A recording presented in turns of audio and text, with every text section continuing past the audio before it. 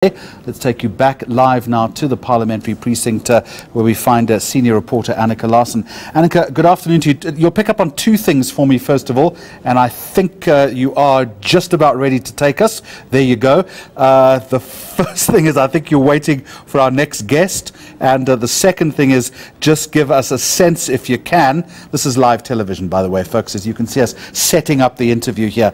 So the first thing we want to know is that cabinet meeting still happening? And second of all, obviously all of this as it unfolds has legal and constitutional implications. Annika, I think you're ready to go. Let's pick it up if you can. I am. We're standing by for you, Jeremy. Sorry about that, but you make me work very hard for my money here. Minister Kubai, thank you so much for joining us. I saw you going in this morning to the meeting, the Cabinet Committee meeting, and you said it was a scheduled meeting, nothing unusual about it. Yes, definitely. What we have been doing each year, Cabinet starts its work within this week. Actually, we started last week with a meeting in terms of Lekgotla. That's why we started. This week is cabinet committees starting today. Tomorrow we have other cabinet committees, and Thursday is cabinet committees. We have noted reports that says that there's a special meeting. There isn't a special meeting called. These are normal meetings that were approved in terms of cabinet programs since last year. So that's what is happening. So not all ministers are there, because ministers, for example, in the clusters, other clusters will not be in the meeting today. So we are not having any special meeting today. Tell me, Minister, what was the demeanor of the President? Everything is continuing as normal. We had the President chairing the meeting. We have the Deputy President as part of the meeting. Remember, in terms of government, we are continuing with our program. Nothing has changed so far. Did any discussion take place with regards to a possible recall or the postponement of the State of the Nation address on the table or in the powder room or at the tea tables? No, we're not talking about that, because part of our work is to continue with government, running government. Such matters belongs to the party, so the party will deal with the matters and communicate in public. Minister, has the meeting ended or is it about to end? It has ended. What's the next step now? Do you go to other meetings? Did the President say what he's up to? We continue with our work. As ministers, everybody has their diaries full. I'm going to my meeting, engage in the sector. Other colleagues are continuing. So we are continuing with our work as ministers requested by the Republic for us to do so. And I expect that, my expectation is that the President is doing the same, together with the Deputy President, in doing their work.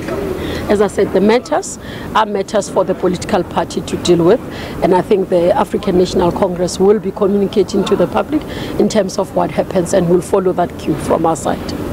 Are you feeling anxious at all that there's turbulence? Are you feeling nervous? No, not really. We continue with our work. I mean, we've been part of this. I mean, I was in 2007, I was within government space, so some of us have learned how to deal with some of these issues. So experience teaches us what to expect and what not to expect.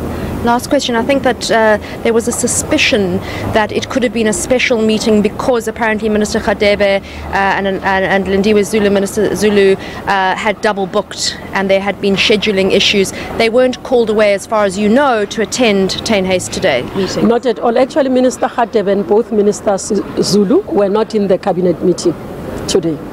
We had the apologies in the meeting. Minister Radebe's apology was that he's at Indaba. I think that was what was communicated to Cabinet. So we did not have them in the meeting, and I think their offices and themselves can clarify what their whereabouts today, but we did receive the apologies in Cabinet.